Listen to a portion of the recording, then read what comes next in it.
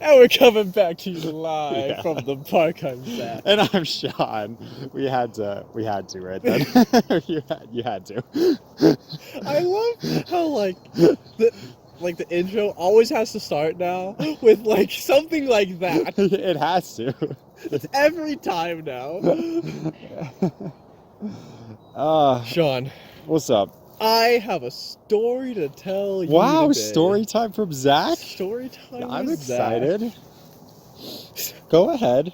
Oh, don't leave the people waiting. The people being me.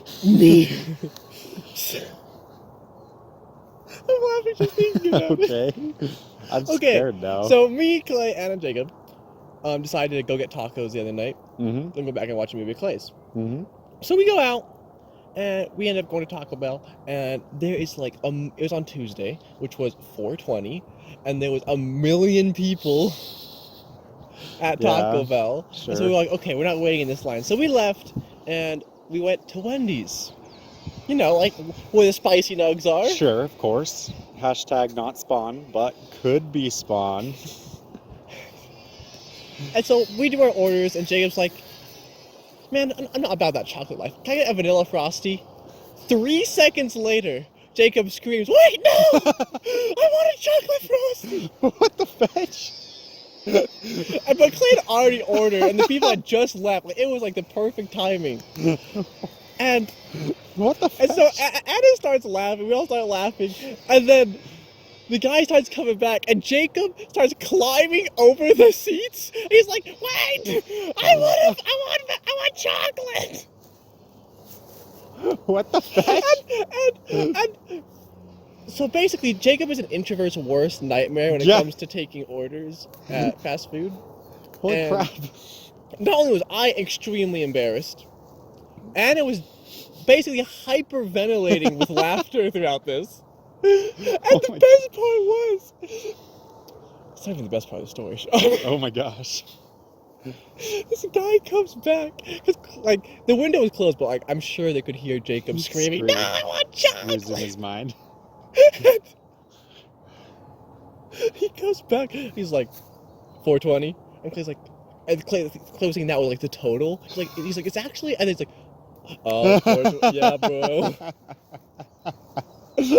It's so funny because I was going to say the same thing. This guy was convinced we were baked. Like, he was convinced we were smoking weed and... Well, how could you not?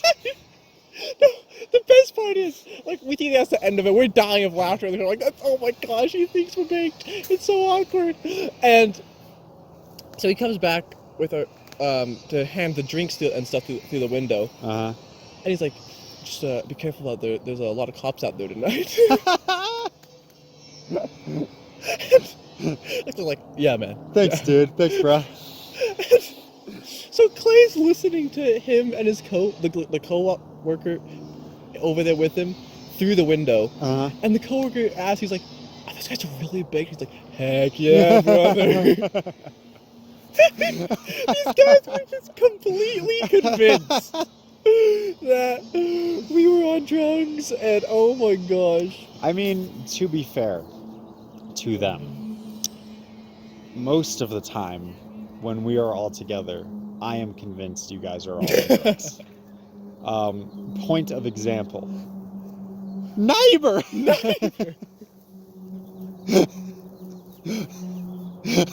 No, that's completely reasonable. And I mean, and it's a bummer that I'm saying that because I'm the one that started it, but we just escalated it to the extreme. You guys really held on to that one. So I'm just saying, and it's never going away.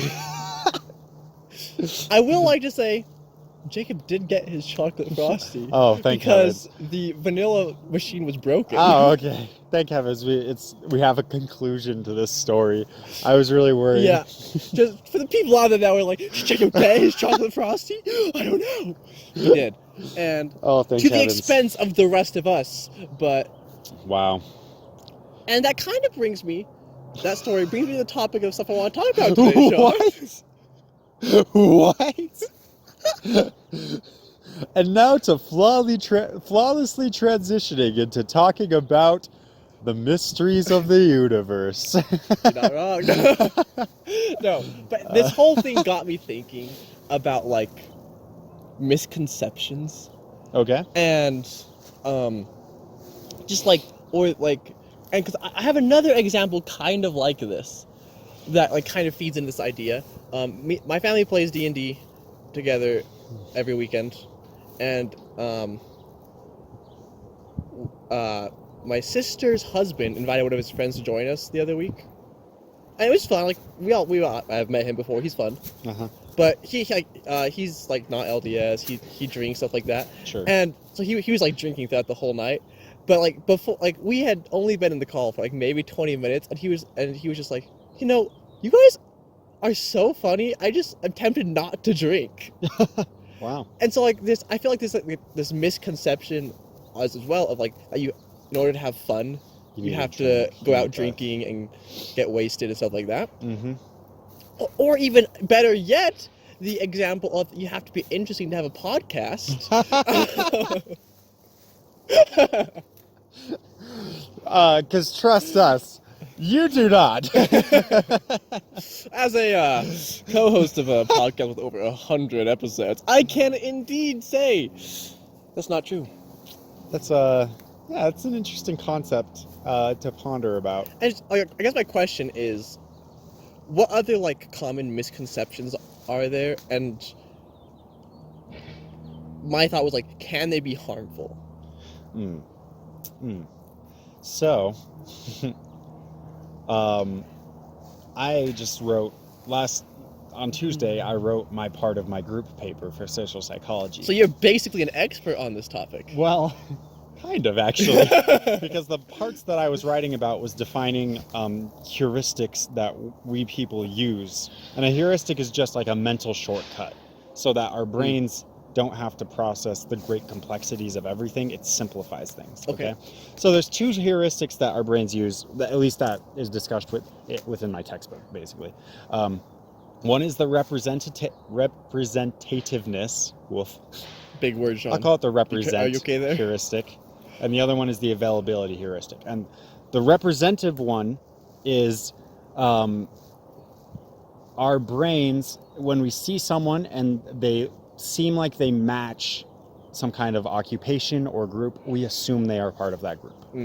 Okay. So, for instance, Jacob in the car losing his mind. The guy in the Wendy's used a representative heuristic to say, oh, these guys are acting like they're high, they must be high, right? And he was probably also using the availability heuristic, which is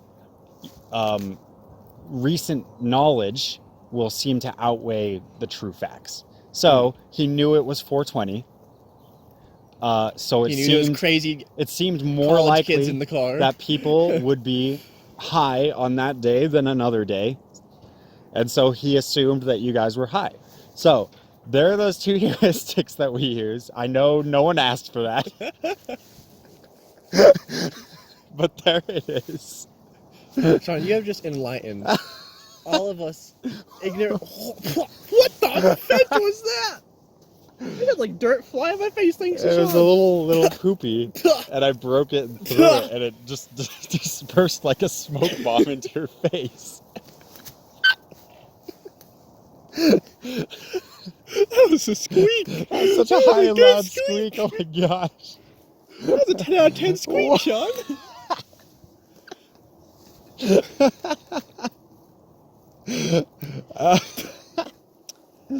Whoa, okay. So let's wrap our minds back around. Woo! All right, refocus.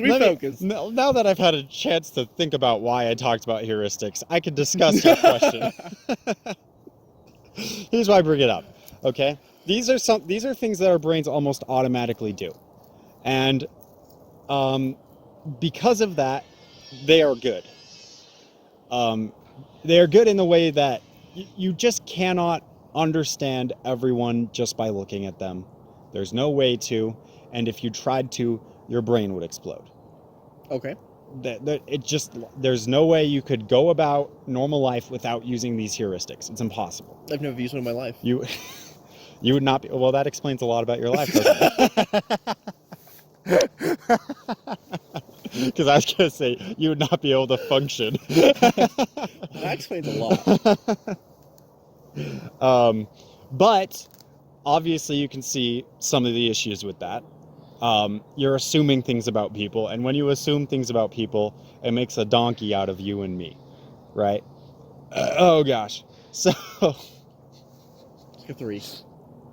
that was above the one when we were walking over here. It was a bit longer than the other one, and like the length can help determine the score. That one was way worse.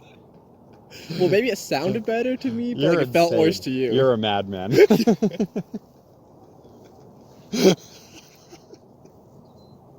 That one has some substance to it.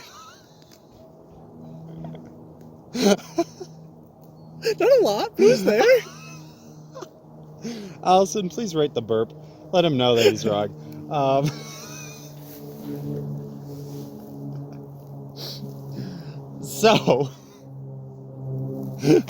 So for instance, I could look at Zach and see he's a button-up shirt-wearing, long-haired, skinny kid, and True. assume that he's a weeb. Well, you'd assume correct. Right. But what if you weren't? True. How offensive would that be to you? I'm so offended right now. On Zach in the other universe. How dare you?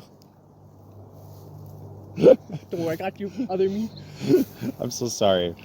We've derailed a little bit, but Well, you get what I'm saying. Well, like, we derailed, but at the same time we didn't, because I was actually going to go into this idea as well. Oh, please. That, like, and we've talked about this a lot on Spicy Nuggs, but it just goes in with so many things. Mhm. That, like, you can only use the, like, evidence that you have available to you. Mm-hmm. And the first thing that is available to us is what we see, right? Right.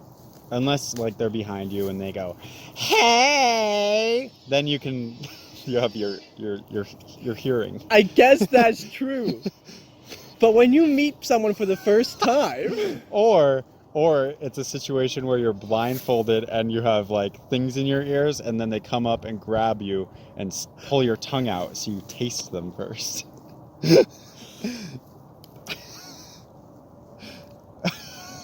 But wouldn't you feel them before you taste them? Because they have to, like... They're wearing gloves.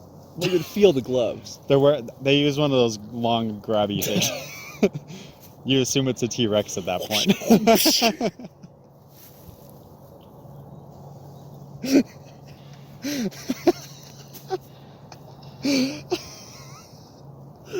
I want you to know, when you first brought up the blindfold, I thought you were going back to that stupid experiment we were going to do on the second channel that is yet to be. Yeah. No, we'll still do that. But that was even better. That's the thumbnail. I don't know if I can achieve that, but I'll give it a go. John, this could potentially be the last episode. Wow. So You have to go all the way. No excuses. I have plenty of excuses. Oh, like finals and No. marriage. I'm and... just bored. Oh, that's a great excuse as well. I'm tired, and I punched the grante, and my fingers hurt. I'm just kidding. So you were saying the only evidence you have to go off of is what you see. Well, no, I'm saying that's the first evidence. Yes. And so, like, when the worker saw Jacob climbing over from the back seat to yell out the window, the driver's seat, like, clearly there's like a... Something must be happening. Something. And then there's also sound, and Jacob was screaming. It's like we can only make judgments and, like, guesses based off the information and evidence that we have. And so, like, I feel like, while yes, it was, like, it wasn't true that we were high. As far as this podcast knows. Well, sorry, I didn't mean to out you guys. I mean, I'm not saying it's true. There's cops all over the place today.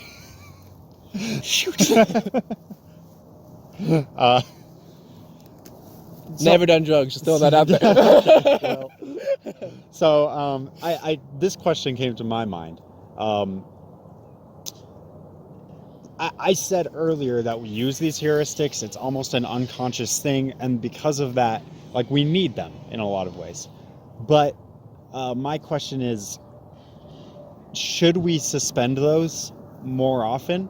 Should we try? Because, like, on one side, people say, first impressions, very important. You go to a job interview, you should dress up, all that stuff, But on the other side, they say, don't judge people off of how they look. Right. So should we, are we supposed to suspend some of those assumptions? Should we do so? Is that a good idea?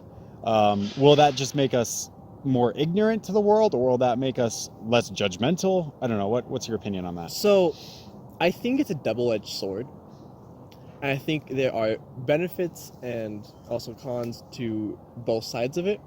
Example, let's say you see some shady guy in an alley, and he looks like he's gonna mug you.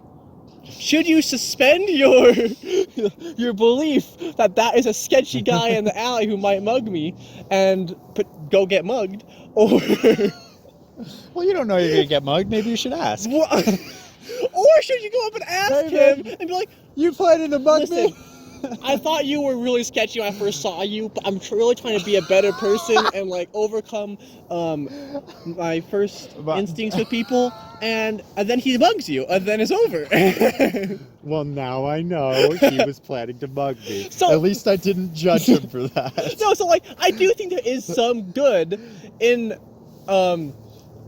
first impressions and these beliefs we have, but I also think that on the other side of the coin, there's so much more to people than what we first think. Mm-hmm. I think it's important to realize that, and maybe their first impression isn't actually who they are at all. Maybe they look like a punk skater boy, but they're the nicest person you ever met. Like me, I look like a punk skater exactly. boy. I could go hang out with those kids right over there and just blend right in. You had me fooled. I don't know. Do you agree with it's No, I totally agree. I think maybe it comes down to probably, of course I'm saying this, the context you're in. See, the context matters? Oh, crap. So he's gonna hate this episode. I've been using that one a lot too.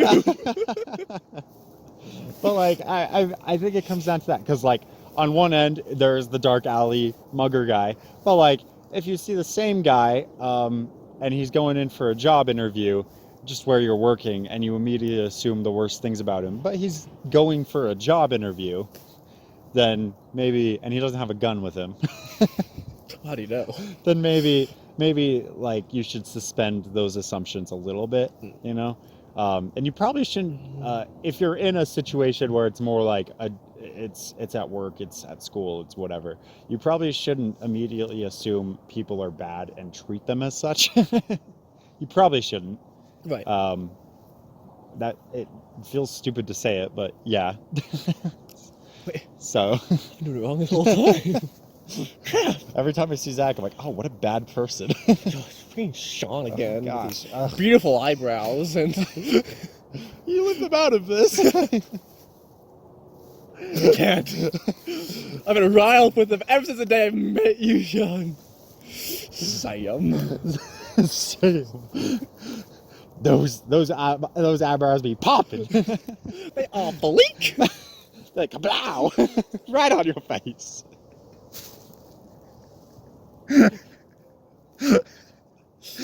Yeah, this episode. It's been amazing. It's been. As we were walking over here, and we both mentioned how we were really tired, and I was like, "Do I even bring this up today? It's gonna be great if I do or don't." So I think we broke the system. I mean, we did 5 minutes of funny story at the beginning, but we immediately went into the serious stuff. But then also never fully. We went back to. Are you saying if we don't have our full 10 minutes of nonsense in the beginning, we just keep flopping back and forth? We went back to our roots, baby. Let's go. Let's go, baby. Up straight. Do you have any closing remarks for this episode, Sean? Thank you all so much for watching. I'm still Zach. I'm still Sean. And we'll see you next time. Bye. Zach is right. Zach is always right. Sean is wrong. Always very wrong. Sean is right. Sean is always right. Zach is wrong. Zach is very wrong. Root doot doot doot doot doot doot doot doot. Let's get this party started. Get this party Let's- started. Let's do this. We're freaking recording a podcast. I just punched the ground and it hurts so bad. Oh, Sean, why did you punch the ground? I don't know.